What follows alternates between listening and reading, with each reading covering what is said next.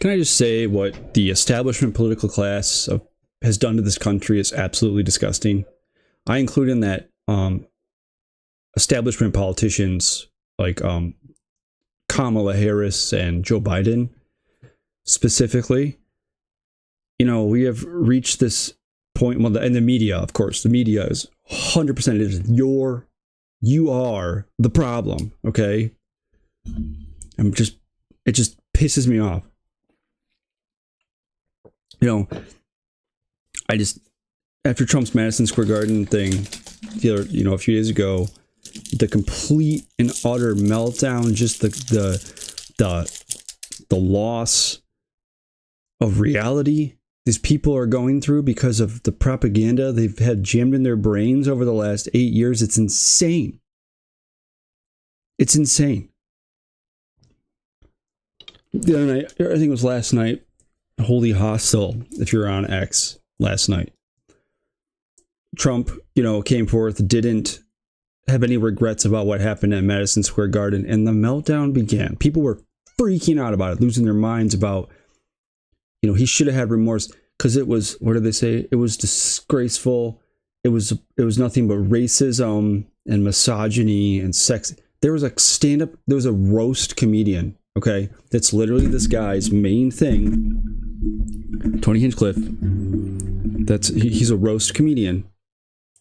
That's his gig. Opened. And they keep calling him a speaker. Trump had a racist, bigoted, disgusting speech. He's a freaking comedian, dude. Okay? A very, very, very popular comedian. He was not a speaker. He was there to try to make the whole thing lighthearted, what have you. The left is losing their minds over this whole thing. And I have so much to show you because last night I had people attack me for saying that it wasn't as bad as a Nazi rally from 1939. I was attacked for my race. I was myself called a Nazi. Someone implied that if Trump wins, they will hunt me down and kill me. Yeah, this is the peaceful and tolerant left. So before you jump down my throat and say, "Oh, you're disgusting, you're a Trump supporter," I'm not even saying pro-Trump stuff. Okay, I am not an ardent Trump supporter. I just think I hate the government. I hate them so much. I hate the government. I hate the establishment. I hate the politicians. I hate them with every bone in my body. Okay? I hate the media. I hate you. I hate you all if you're watching this. I literally have hatred in every molecule of my body for you. And everything that is said about Donald Trump is freaking bullshit. It's fake. It is media concocted crap. It is evil and it is hateful and it is spiteful. And they have ruined this country because of their obsession with him. So when it comes across like I'm supporting Trump, no, I'm just anti whatever the hell you are. Okay? I'm against people that just not even just lie. Like, listen, I know Trump lies, okay? I'm not even sitting here being a Trump supporter. I just care about what the truth is, okay? Trump lies, sure. And if Trump lies, I'd call him out.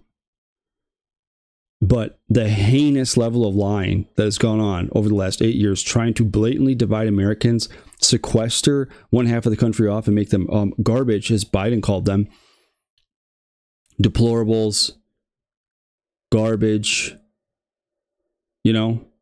all that, Nazis. Listen, if you're a Democrat leftist watching this, there is nothing, literally nothing compared. Nothing in your current life compares even a tiny little molecule close to what happened in the 1940s. So shut the frick up about it, okay? Like, literally piss off. Trump is not a Nazi. He is not a fascist. His supporters are not fascists.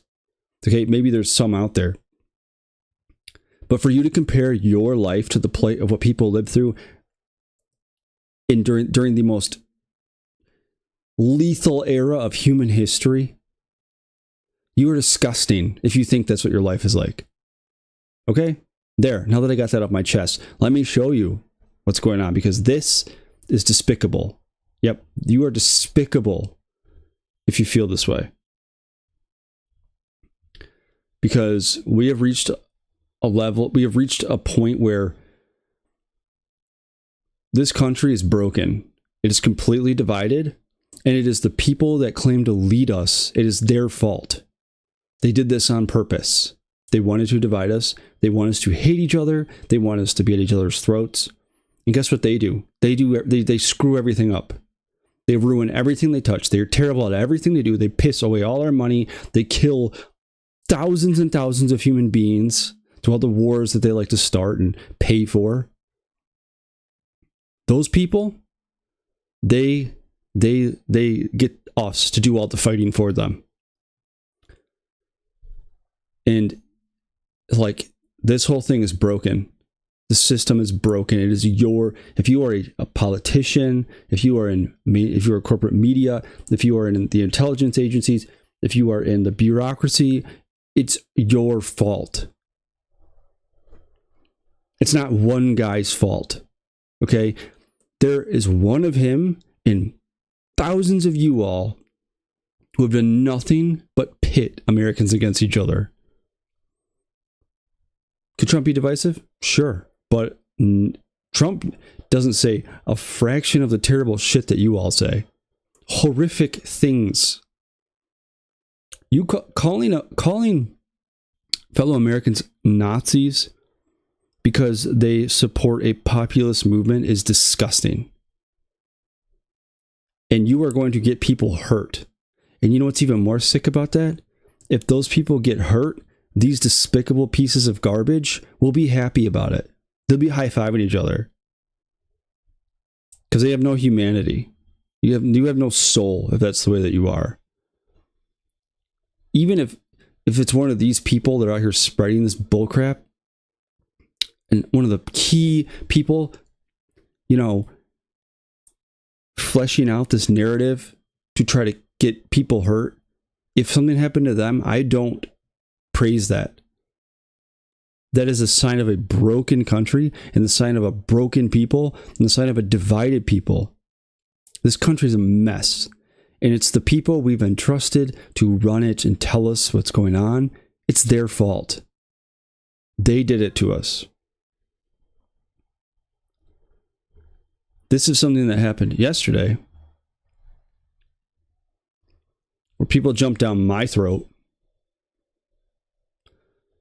over this. So whoever Mary Trump is, I'm assuming she's related. She suffers from a severe case of Trump derangement syndrome. And she said, after Trump's Madison Square Garden rally, this is what the quote says. Trump says, "I don't think anybody has ever seen anything like what happened the other night at Madison Square Garden.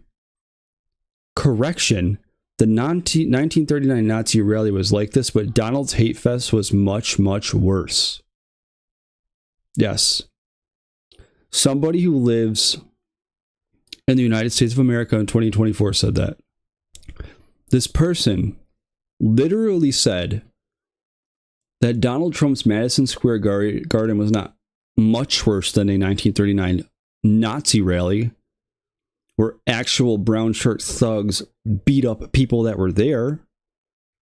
No, this was much, much worse as a quote-unquote hate fest because a comedian opened with an off-color joke. Remember back in the day when all the comedians used to be lefties and it was the cool thing to be a leftist and cool thing to be a Democrat, to reject the system, and cool, you all became the thing you hated back in the day. So for this comment, this is what I wrote here. I think the anti-Trump crowd has gone completely off the deep end. They actually say Trump's Madison Square Garden event was worse than an actual 1939 Nazi rally. I would say come back to reality, but I think the ship has sailed. DJT has forced you all off into an alternate reality. That was one of my things. And then another reply I said to the actual post, if I can find it. Oh, so many times, so many things. Talk. I'm getting there. I'm getting warmer. This was my response. I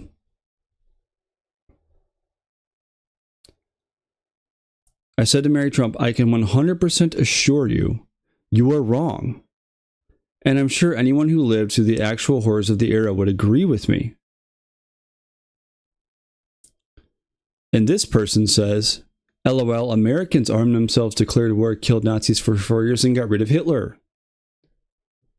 This person is quite literally implying that people like me,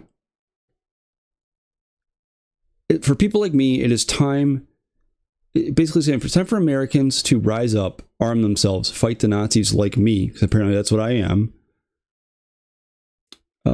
Declare war, fight, kill Nazis, and then got rid of Hitler. Well, this guy is an idiot, because that is not how any of that went down. Americans did not arm themselves because the Nazis were over in Europe. Guess what? They'd already armed themselves. It's literally been in the entire history of this country. And guess what, moron? You want to hear something? America didn't declare war on the Nazis. You know that? The Nazis declared war on America. And guess what, moron? We didn't fight the Nazis for 4 years. Congratulations, idiot. And also, last thing, Hitler got rid of himself. So maybe a little history lesson was needed there. So this person says this. Now, going on here.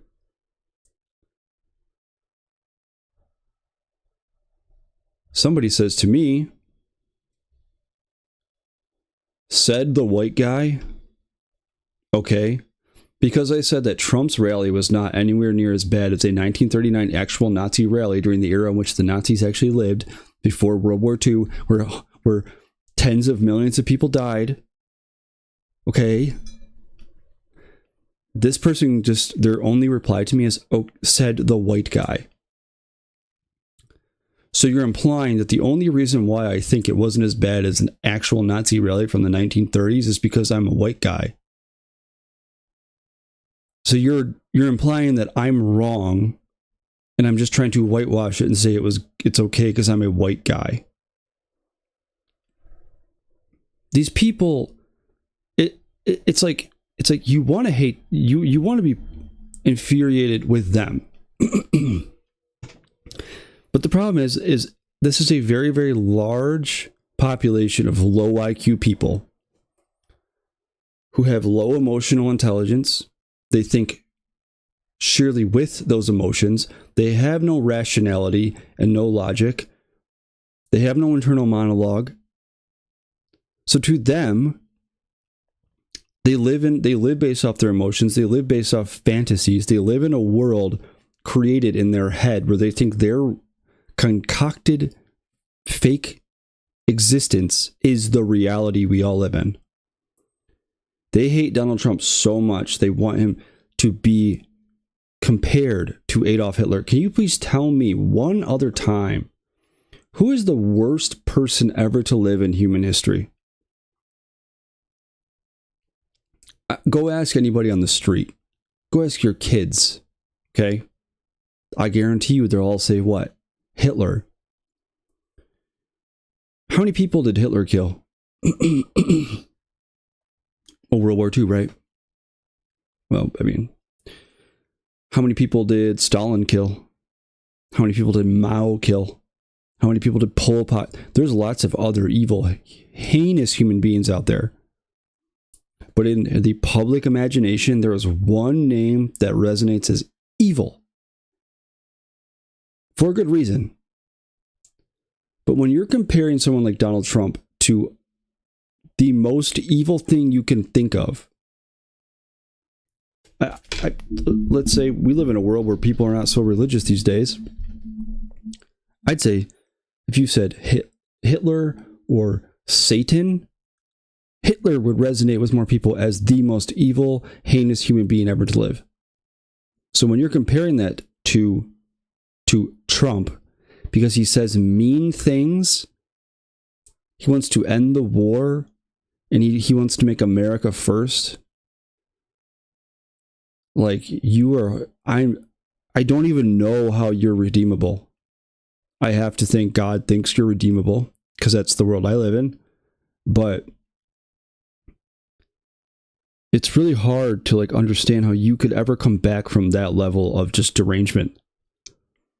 And then to compare his supporters to that, and then to revel in the idea that someday you may rise up and kill your fellow Americans because they are, quote unquote,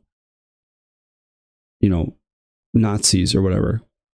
It's crazy. It really is. I don't know how we've gotten here. I really don't.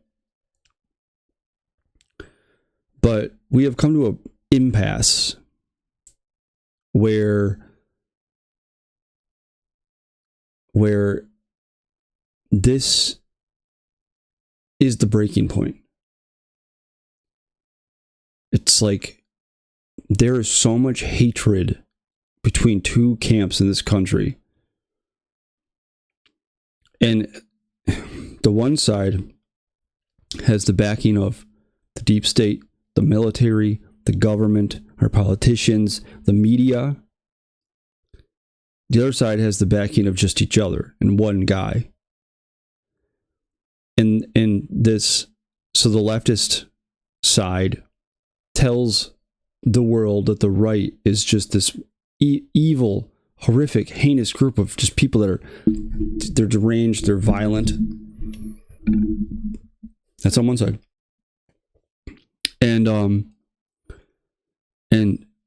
how many right-wingers do you see out there committing violent acts and talking like this? Do you know any right-wingers, any conservatives that are out there talking about rounding up fellow citizens like this? That's the level these people have been. And for what? For what reason? What has he ever done to you to deserve this level of hatred besides for living your head 24/7 and screw with you emotionally? You don't need to get a grip. First of all, who raised you? Like what? When you didn't get your way as a kid, was it just you freaking like ran around screaming at your sibling with a knife and your mom didn't murder you? Because that's what would have happened in my house. Learn how to control your emotions a little bit. You don't get to be a raging psychopath all the time just because your feelings got hurt or you get upset. Grow up. Grow up. So yeah, we're at this point now. And this is done by the media. Done by the politicians. Done by Joe Biden. Done by Kamala Harris. Done by Hillary Clinton. Done by Barack Obama. This started with the Obama administration. I know Obama is this great, lauded rock star of the left. I know they just worship the ground the guy walks on. But guess what? He's lost his mojo. I can tell you that much. When he spoke at the DNC, I remember it was like, oh, it's just so good to hear them speak again. Until you heard the words coming out of his mouth, and it was the same crap Kamala Harris has been saying, same crap Hillary Clinton's been saying, same Trump. Bill Clinton goes up there, ad-libs an entire speech about Trump. Shut up. Nobody can, just shut up. If Trump gets elected, he'll be president for 4 years. 4 years. You all destroyed your entire reputation. The media completely just imploded in on itself. And in 4 years, this will all be done, and that will not have been worth it at all because it will have gotten you nowhere. Nothing will be gained by this unless they are actually pushing people to do horrific things, which they could very well be. And when that happens, maybe that's what they want. I mean, prove to me otherwise. Tell me otherwise that that's not what you want. I really would like to know what the opposite of that could be. Now, I am just mildly pissed off tonight because of everything that's been going on. And after this Madison Square Garden thing, after last week with the Hitler's generals thing, after last week with just all the rhetoric going on, it's like, can we just be done with this? The election's in a few days. What the hell is going to happen if Trump wins? The nut job lefties out there are going to lose their minds. It's going to be terrifying. It's going to ruin their lives. For what? 4 years of how fast did Biden's presidency go by? Like that. Guess what? I mean, yeah, I know everything's terrible now. The economy sucks, but just like everything in life, time flies by. So Trump's next presidency, if he wins it, will fly by. And if Kamala Harris wins it, it'll fly by. I think Kamala Harris will be far more destructive. And the reason I say that is because Trump, they're not going to let him do anything. So Trump gets in and does nothing. That is far more better than Kamala getting in and doing something. Anybody in government gets in and does nothing. That is the most beneficial thing we could do. So I show you this stuff because it's like, we're here. And this was created. This time in our culture has been created by a machine that wants us ripped apart for some reason. And I think it's because a lot of those on the left are the obedient servants of the machine. They're the ones that praise the wars. They're the ones that praise the lies. They're the ones that allow the government to spend. They're the ones that don't give any pushback to the government at all. No pushback to the media. No pushback about the wars. That's what they want. They want those good kids to sit in their desks at school and shut the hell up. It's the noisy kid that's rebelling over at the other side of the room. They want him gone. And I don't necessarily say that's like, oh, we're going to go out there and take them out. My point being is I think that these people will do whatever it takes to silence those people. Go off into obscurity. Dissident. I think we're there. I think that's the end goal. I think all of this was done on purpose. Not because they fear Donald Trump. They fear what Donald Trump represents. Trump represents a section of our society that is done with the system, done with the media, done with the government. And it's just, that is the biggest threat in the world. So the media is going hard about the Madison Square Garden thing. Racist, bigoted, hateful, misogynistic, Puerto Rico. Okay. Yep, a stand-up comic said a joke. It hurt my feelings. They don't care. It's just an opportunity to piss off more people that want to support her. We keep seeing stories that Puerto Ricans are no longer voting for Trump now because of that. Okay. Yep, I'm sure that's going to happen. Yep. All the war, all the economic destruction, all the division, all the lies, the COVID regime, all of it. I'll go back to it because some comedian said a bad joke that I didn't like. Okay. Sure. If you believe that, then you have an IQ of 20. So, all right. Let me move on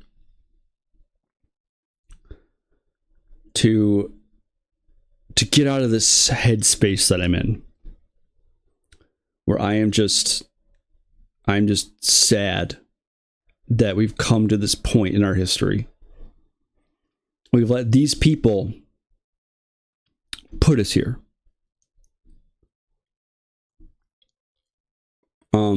So,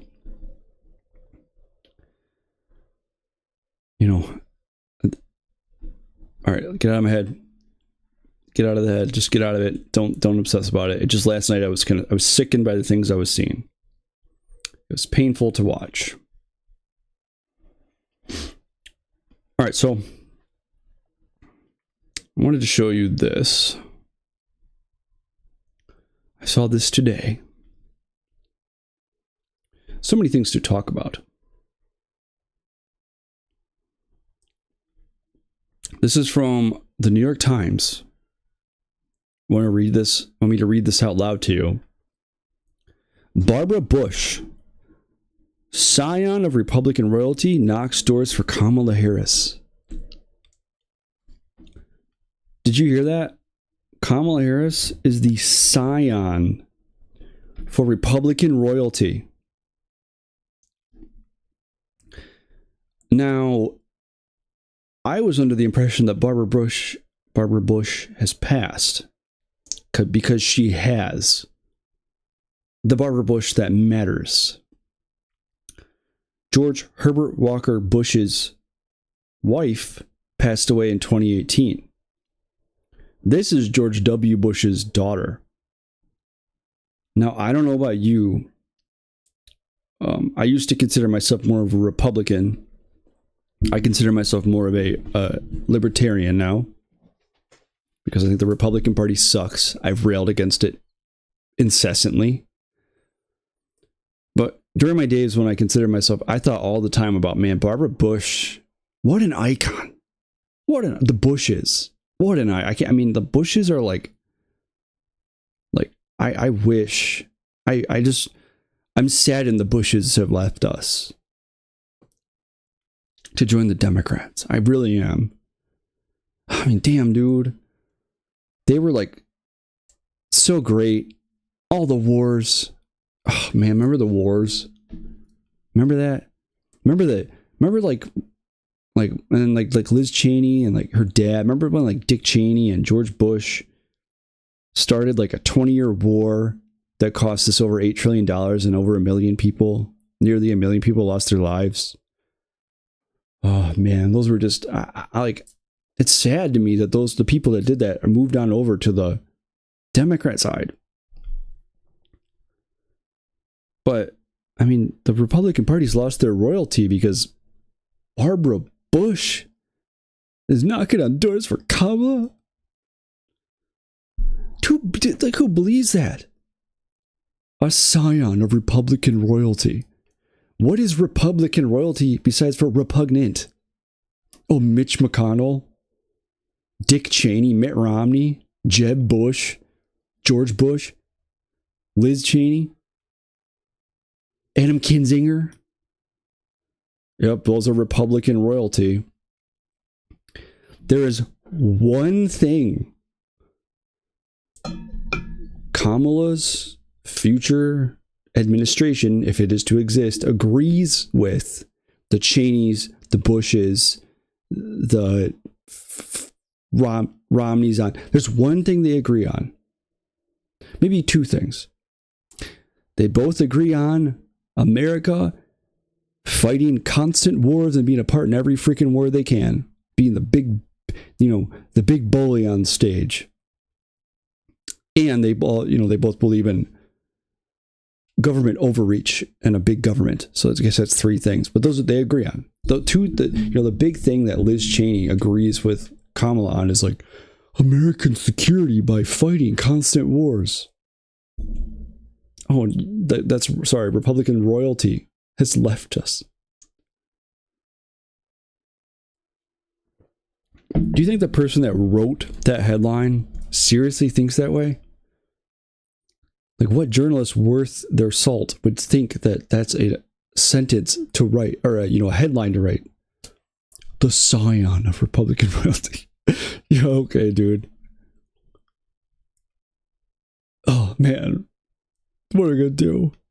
The heir to the Republican throne has left us to knock on door. Barbara Bush is not even conservative. Just because her dad's George W. Bush. I know that would be really weird if,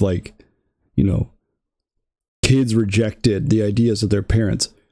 Barbara Bush has been one of the most outspoken people in favor of LGBT right, LGBTQI people, blah, blah, blah, rights, and then pro-choice, she's women's rights or whatever. Like that was the whole ordeal with her going around campaigning for Harris. Like, yeah, sounds like a real conservative. I don't care what your views are on stuff. Like, you do you. I'm not dogging on you if that's how you think.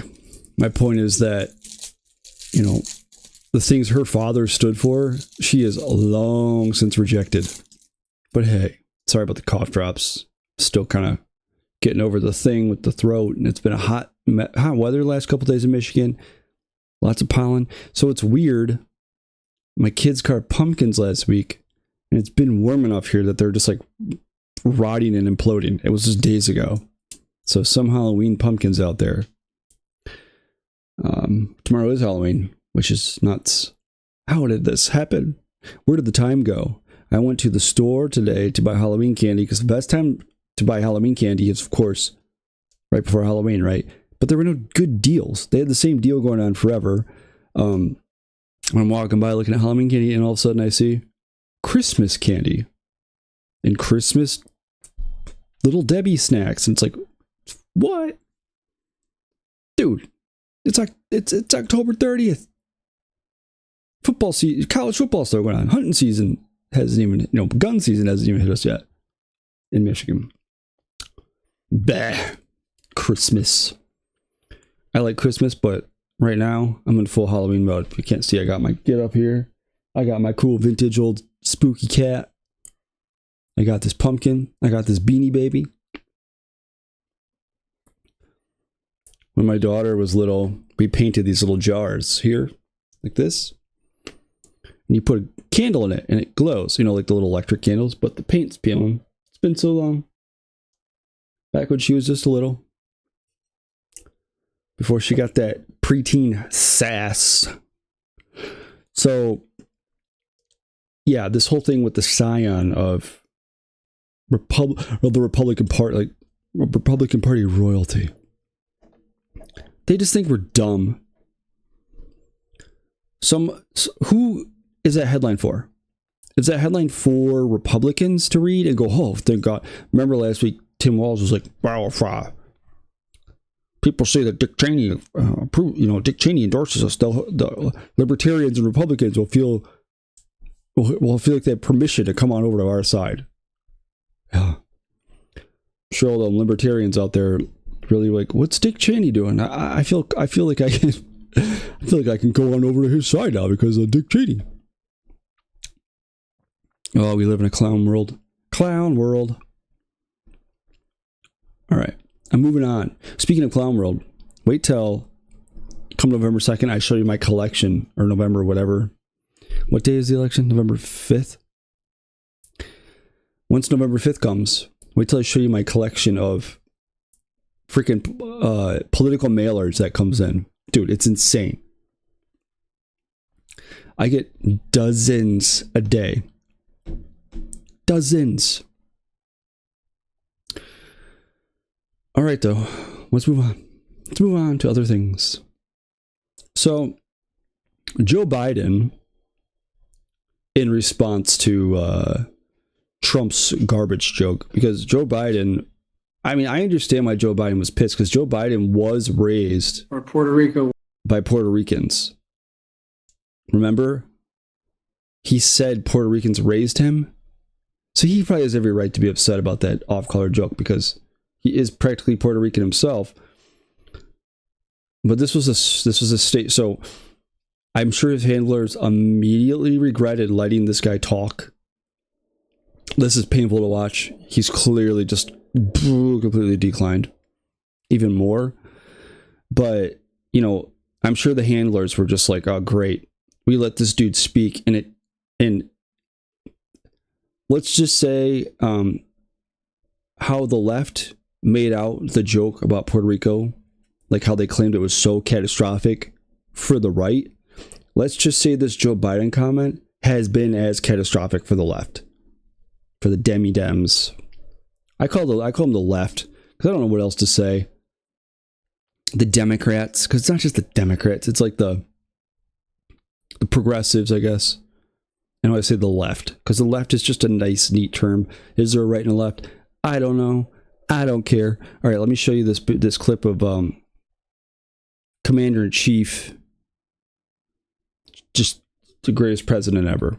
Or Puerto Rico, where I'm in my home state of Delaware, they're good, decent, honorable people. The only garbage I see floating out there is his supporters. His demonization of seen as unconscionable, and it's un-American. What did he say? His demonization of seen as unconscionable. His demonization is unconscionable. So you heard it, right? This is what he said. Let me replay the part where he calls Trump supporters garbage. Good, decent, honorable people. The only garbage I see floating out there is his supporters. The only garbage I see floating out there is his supporters. Now, the media has tried to walk this back. They're trying to claim that he never said it. In fact, the White House, on whitehouse.gov, where they have the transcript of what he said, they tried to change it to show that he indeed did not say it in the way it was perceived. See that? They added an apostrophe. There's absolutely no way you could tell there was an apostrophe there. The sentence doesn't even make sense. So you're saying it's like a possessive or something? The only garbage I see floating out there is his supporters, his demonization of Latinos is unconscionable, and it's un-American. In that context, what the hell you claim gave you a clue that an apostrophe needed to be there? This is them doing Joe Biden damage control, which they should be pretty good at by now. They need to be better at Kamala Harris damage control.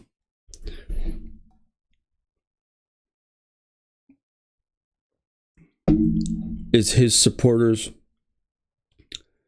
let's just say this his didn't happen. The only garbage I see floating out there is his supporters' demonization of Latinos is unconscionable, it's un-American. It doesn't make any sense. Even if you say it that way, only garbage I see flowing out there is his supporters' demonization of, so the demonization of Latinos is the garbage you see flowing out there? Nah. No. Sorry. I don't get bummed out about this, but like, sometimes I feel like it must be nice to be stupid and not think about this. Like, it must be, like, I can't bring myself to do that. It must be nice to be dumb. Dumb enough to see, dumb enough to believe that was the way in which Biden meant that as a possessive. And like, they will believe it. You have to, like, wonder what it must be like to be so dumb that they just have to be like, we are doing this and Trump is this, and oh, okay. Is it like they're that stupid they believe it, or they just want to believe it? Like, you know, you're going to have some Democrat moron trying to slam dunk on you about that quote. Why, he didn't mean it in the way that it was taken. It's a guy. It's somebody dictating that. They're taking dictation. How the hell could you possibly discern whether he meant to? Oh, I meant to put an apostrophe there. But I'm sure old Joey Biden, with his, complete and utter takeover of his brain by senility, is going to care about the rules of English there. They just think we're dumb, dude. And like, the thing is nobody that has half a brain is going to see that and think, oh, that's reality. But they're going to call you the world's biggest piece of crap for doing so, for feeling that way. Man. So Joe Biden called his people, or called Trump supporters garbage. And does that make him any better than the comedian who made the joke about Puerto Rico? Does it? Oh, I'm sure in their mind it's better because Trump supporters are garbage. Biden's garbage gaffe ignites fury from Republicans and disagreement from Democrats. This is the Washington Examiner. Democrats have expressed disagreement with the statement, one of the first being Governor Josh Shapiro, who appeared on CNN shortly after the comment was made. He said, "I had not heard that till now, Caitlin, so I'm kind of giving you my fresh reaction to it. I would never insult the good people of Pennsylvania or any Americans even if they choose to support a candidate I don't support." That guy seems like he might be a pretty level-headed person for Dem. Rep. Tom Suozzi told Gabe Kaminsky of the Washington Examiner that he didn't agree with Biden's comments. John Tester, Democrat senator from Montana, said the same thing. Republicans and Trump supporters on the defensive for the past few days over insult comic Tony Hinchcliffe's joke about Puerto Rico at Trump's Madison Square Garden rally quickly seized on the remarks. Elon said, Biden just called half of America garbage. Now, they have tried to deny that this even happened. CNN, according to a transcript posted by CNN correspondent MJ Lee, was told not to mention the fact that there is a video of Biden saying it. The remark was reminiscent of Hillary Clinton's infamous attack during her 2016 campaign, when she referred to Trump supporters as deplorables. They quickly rushed to Biden's defense, denying reality out of fear that hateful comments could damage Kamala Harris's campaign in the final days before the election. The White House insisted, contrary to the available evidence, that Biden was referring to a single Trump supporter, Tony Hinchcliffe, the off-color comedian. Okay, so I'm sure he made that very clear. Members of the media eagerly regurgitated the White House's spin as someone who had a stutter growing up. It's very obvious to me that this was an apostrophe at the end of the supporters there. What difference does that make? If there's an apostrophe there, the sentence still doesn't make sense. As someone with a stutter, I know that there was supposed to be an apostrophe there. Dude, these people are like, yeah, it's just propaganda for the machine. Biden was referring to the garbage spewed by Trump supporters, not simply the supporters himself. Oh, okay. Biden obviously doesn't believe that. During a Wednesday morning segment that did not include video of Biden's comments, Republicans, he said, "We're trying to make a firestorm out of something."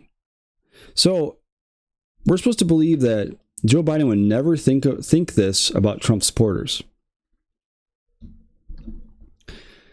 This is coming from the administration that has been very vocal about their hatred of Trump supporters. Also, Biden was elected to be the great unifier. Do you not remember this? He came up and said, "Well, my job isn't just to win over the approval of the people that voted for me. I'm here to win up the other 80 million, win over the other 80 million people that didn't vote for me." It's like, and what happened then? Oh, you guys went on a campaign to call them, domestic extremists and Putin apologists and Putin supporters and anti-vaxxers and basically, like the whole thing with Trump, cause Trump refers to non-citizens as poison or whatever. It's like, dude, you all acted like people that didn't get the COVID jab were literal filth. There was people on record saying, famous people on record saying things like, "Well, if it was up to me, all those people, if they needed medical help, we would just leave them out to die because they wouldn't get the COVID jab." And you're going to act like you're outraged about this? These people are so self-righteous, it's disgusting. They're just so self-important, so self-righteous, they're on their high horse all the time. So much better than you, scum. Let's see. So, like I said earlier, just a minute ago, they tried to claim that the apostrophe thing was really it. Now, Kamala Harris gave closing remarks at the National Mall. What's up, buddy? Here. Trying to have you go this way. This is Otto. This is Otto, my ginger cat. And if you really, really, really want to give him some good Halloween vibes, because he matches the pumpkin, kind of, you should give me a like and a subscribe and share this, right? Right? Uh-oh. What's up there? What's up there? All right, buddy. You can chat. So, you want to get let out? All right, hold on. I gotta let him out of the office. So, excuse me. Cough drop is disgusting. I had to let Otto out. One sec. Ugh. Cough drops are so gross. I don't want to chew in the microphone. Let me cover that up. Okay. Great. Now I got a piece of it stuck. Damn. It's hot. Everything's a mess. So you have Kamala Harris gave her closing remarks at the National Mall. 75,000 people were there. She went up and she had to give her little spiel and she wanted to sell it to Americans. Why they should vote for her. And she called Trump a petty tyrant. And all of her talking points were typical of her entire campaign, where she just went on the, stupid, empty statements about opportunity economy. And then she went on, then everything was Trump bad, Trump bad, Trump bad, Trump bad. Typical. And, that, according to even, a lot of her media supporters were disappointed because they said, she didn't really close the deal again. What's there? She just talks about Trump. That's all she talks about. But she calls him a petty tyrant. And it's crazy how offended they get about a joke. When this is an administration that has called their political opposition Nazis and domestic extremists and all the terrible things I just listed. They're calling your political opponent a petty tyrant. Remember, after Trump took a bullet to the side of his head, which of course was his fault, according to the media, right? He did that to himself. It's because of his rhetoric. Meanwhile, MSNBC plays footage of the Nazi rally from 1939 to see if it mirrors what happened at Madison Square Garden. I wonder why they don't like Trump. I wonder why people try to take him out. So, remember, after he took the first bullet to the, first assassination attempt, then they said, we need to tone it down. Barack Obama said there's no room for political violence. Gretchen Whitmer even, and then she deleted it later. Was like, my thoughts and prayers are with Trump, even though then she deleted it. Same thing with, Kamala Harris. Same thing with lots of Democrats and establishment politicians. Our thoughts and prayers are with them. No place for political violence. Man, did that rhetoric change real fast. Really kind of makes you wonder who's in charge of everything, Who's in charge of messaging? Because you would assume the people that said that are the people that kind of run the Democratic Party from within. But when they had to quickly shift all of the rhetoric surrounding the assassination attempt and dump it, because the media did it, but who's telling the media to do that? Really makes you question, where does the messaging come from? They desperately can't have Trump win for some reason. And it's not because he's a fascist. Okay? There's just no veracity to that whatsoever. So, that whole ordeal happens, and then they go right back to calling him a Nazi, calling his supporters Nazis, calling him a fascist, calling him a threat to democracy, calling him dangerous, calling him unhinged. It's like, it's just so over the top that it just, there's no way, there's no sincerity about it. Nobody buys into this, that they're sincere unless you are on their team. But, we're going to act like we have the right to be completely outraged about the things that a comedian said at his thing.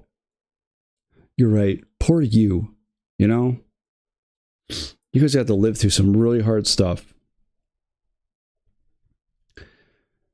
Now, interestingly enough, this story popped up today. This is kind of changing tones here. In case you really want no reason to vote for Kamala Harris, you can check out her closing remarks. Also, people were, oh my God, 75,000 people were there. And Jen Psaki was like, 75,000 people, this is amazing. Well, it's in Washington, D.C. I'm going to go ahead and guess Trump will get like 2 votes in Washington, D.C. The Washington, D.C. is packed full of people who are part of the machine. They make a lot of money from the machine. They want to live by the machine and with the machine, and they want to vote for the machine. So here we go. Whistleblower from within. James Comey, head FBI, honeypot spies infiltrate Trump's 2016 campaign. Now, if you don't know what the honeypot is,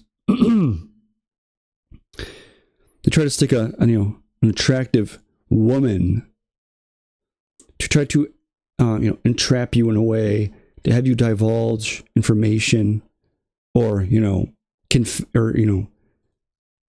something you're not supposed to do in the name of this attractive woman. We've used honeypots many times. Like in history, we would send in attractive females to try to warm up to Nazis and stuff like that back in the day, just to get them to to tell them stuff. Pillow talk.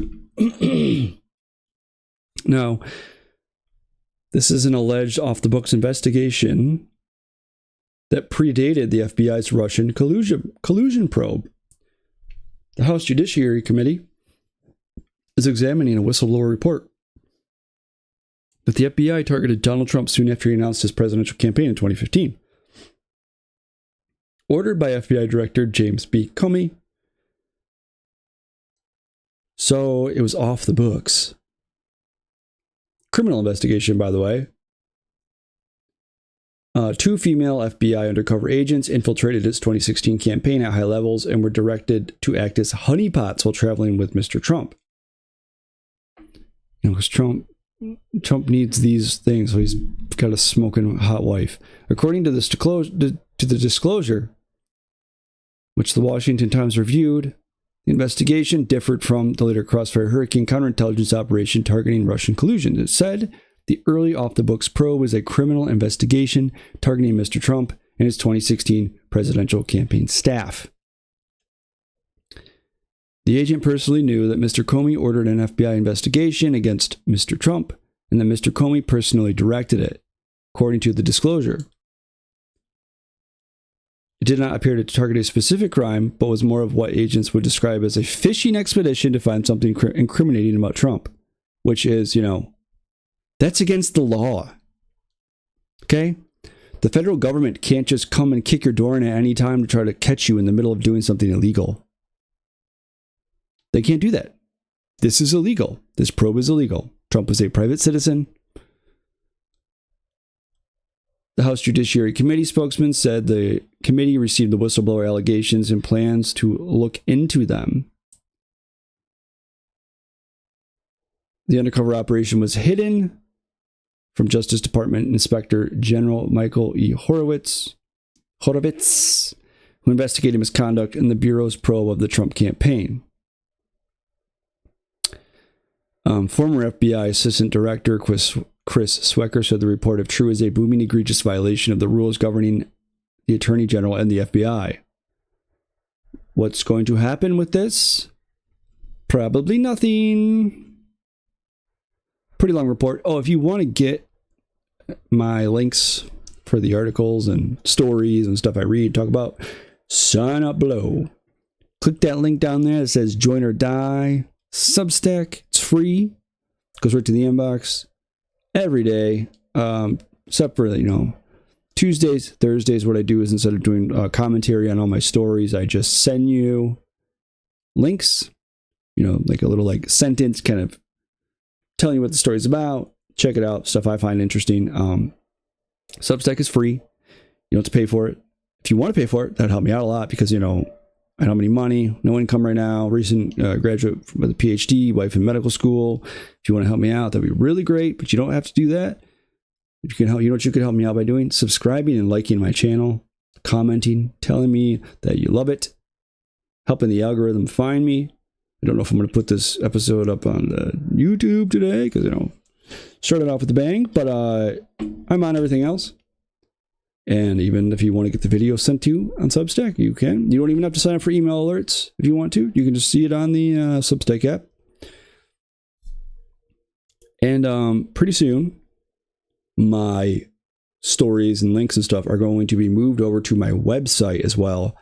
historyonaWhim.com. Obviously, it's my history website. I am a historian, so I write some history content. I don't have a lot of time right now to do it. History content takes a lot of research because I'm a absolute perfectionist to the point where I over prepare. So over preparing for history content, especially because my reputation is on the line when I do that. I don't have a ton of history content coming out recently. Once this kind of takes off and I can get more people to maybe on board to help me out or whatever, or people start to things get more smoothly now, now that I know what I'm doing, and then I'll start putting more out. I have a podcast coming out about Civil War medicine. If that sounds interesting to you, sign up for the Substack. You will get the notification when it's ready. And then from there, check out my website. Check out my cool stuff. I got some stuff on there that's been in the works for a while. I really do enjoy doing history content. I'm just trying to find a way to balance it where it's not like writing, a 1,000 word article that takes me 72 hours to research for, which I will do because I'm an over preparer, like I said. Just like Kamala Harris, that is her weakness. She prepares too much. It's my weakness too. So anyways, this link will be in there if you want to check the story out. This long link. It's from the Washington Times.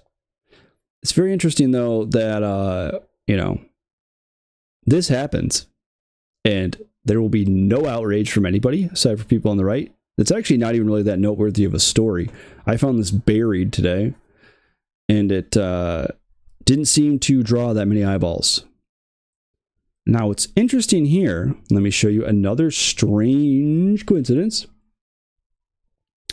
This is a story from the Washington Free Beacon. Pretty cool place publication if you want to sign up for it. They're online, but they have a newsletter they send out every day. I love it. I get it. I get so many newsletters.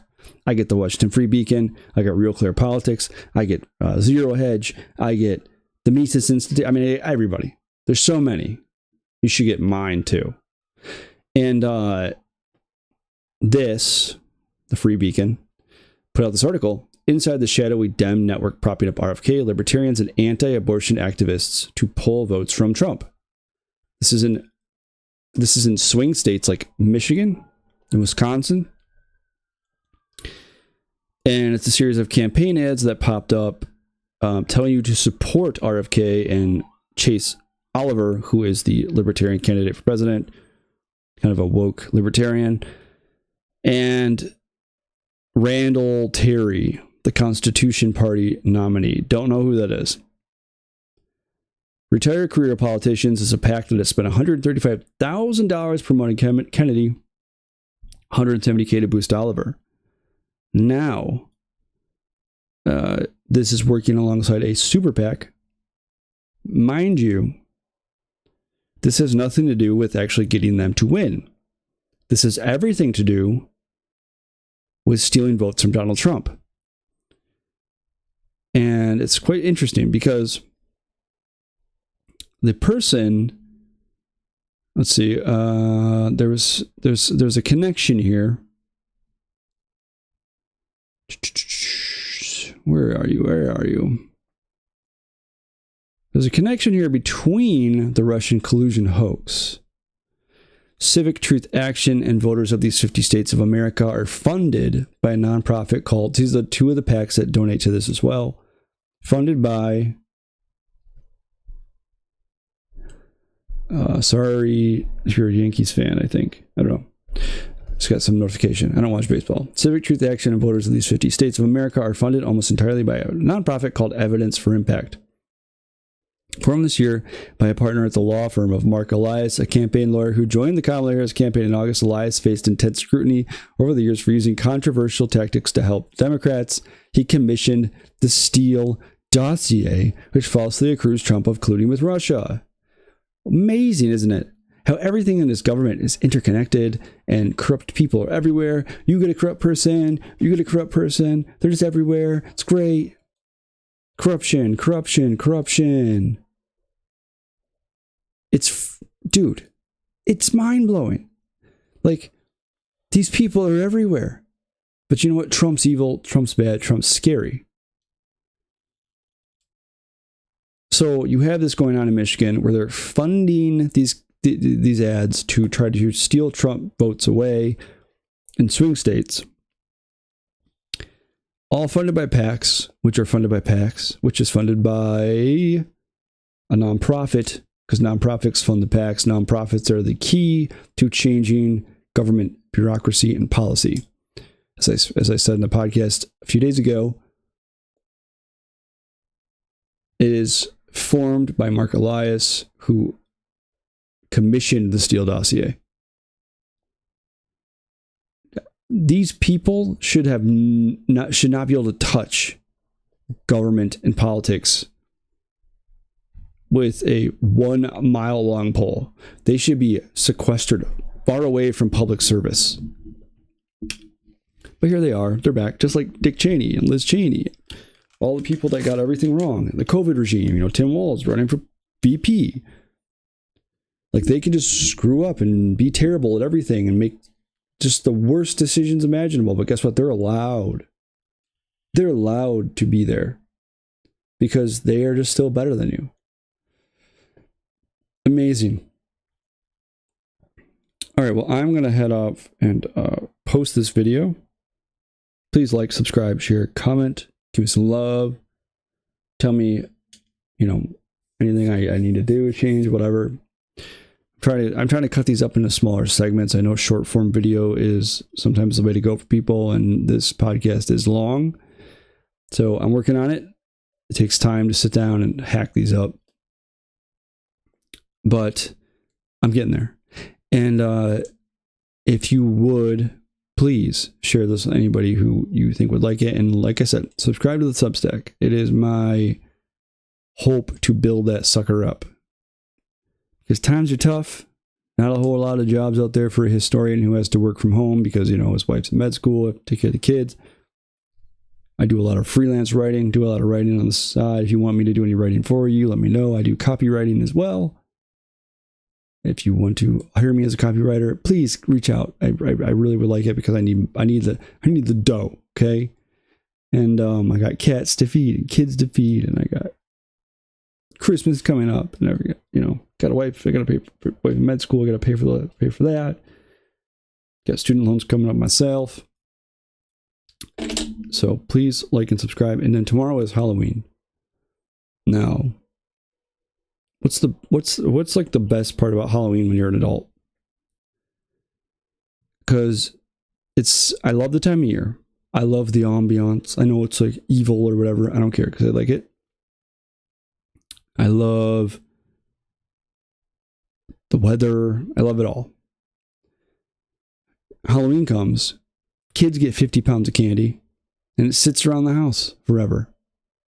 So the best part about Halloween is like the time of year and stuff, but the worst part is then I end up get stuck eating candy all the time because it's just there, right? Like you'll be walking by and you'll be like, Reese's peanut butter cups, yeah? Ooh, peanut M&Ms. What is the best Halloween candy? What is the most overrated Halloween candy? I think, Reese's, of course, are where it's at, but I think that Baby Ruth's, not Babe Ruth, Baby Ruth, named after the daughter of Rutherford B. Hayes, not Babe Ruth, the baseball player, but, Baby Ruths are overrated, but, dude, Reese's can't go wrong. Baby Ruths are like, just like, I don't know, it's just not like a Payday. Doesn't have the chocolate on it, but a Payday's caramel is better than a Baby Ruth. So there you go. You have it. That's my overrated candy. I think like candy corn, I don't hate on it. It's not my favorite thing in the world either. But if you really want to eat candy corn and like have it be kind of exciting, just mix it with peanuts, like salted peanuts. Dude, it's magical. All right. Everybody have a safe Halloween. If you go into yards that have Harris signs, just be cordial and take your candy and walk away. Don't tell them you're a Trump supporter or anything like that, because you will probably get a lecture. If you walk in your fellow Trump supporters' yards or non-political yards, then give them a high five, give them a thank you. Tell them that tell them that we all should join a support structure together and be friends. That's what I kind of feel about this. I would like it if people could add me on X, and we could all be a nice support structure, because I'm pretty new at this, starting out. Don't have a lot of followers yet, and it feels kind of lonely taking on the libs by myself. So if you want to join me in my fight to clap back at the libs, then you should do that and follow me, and we'll make a friend. We'll be friends. We can make a community, and when we all go in it together.